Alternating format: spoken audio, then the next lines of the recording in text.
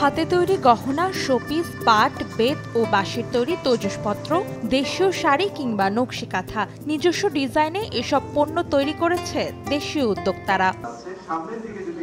সোমবার রাজধানীর আগারগাঁওয়ে বাংলাদেশ স্থপতি ইনস্টিটিউট মিলনায়তনে এসএমই ফাউন্ডেশনের উদ্যোগে আয়োজিত হয়েছে 2 দিনব্যাপী ক্রেতা বিক্রেতা সম্মেলন 2025। সেখানে অংশ নেয় 71টি এসএমই ক্লাস্টার ও নারী উদ্যোগ। পণ্যের গুণগত মান, ডিজাইন, পাইকারি দাম যাচাইয়ের পাশাপাশি বাজার ও ক্রেতার সঙ্গে সংযোগ স্থাপনে এ ধরনের আয়োজন সহায়তা করবে বলে মনে করছেন উদ্যোক্তারা।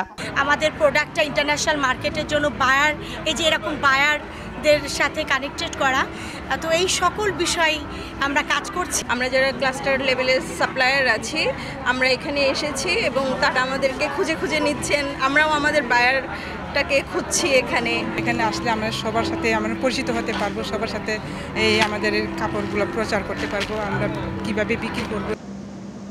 এসএমই ফাউন্ডেশন বলছে, ক্লাস্টার উদ্যোক্তাদের উৎপাদন সক্ষমতা বাণিজ্যিক ক্রেতা ও প্রতিষ্ঠানের কাছে উপস্থাপনের লক্ষ্যে নেওয়া হয়েছে এমন উদ্যোগ। ক্লায়েন্টের চাহিদার প্রতি আপনাকে গুরুত্ব দিতে হবে। তিনি কি ধরনের পণ্য চান, কি ধরনের পণ্য আপনার কাছ থেকে কিনতে চান, সেই বিষয়টি আপনাকে গুরুত্বের সাথে গ্রহণ করতে হবে এবং সেই অনুযায়ী পণ্য তৈরি করতে হবে।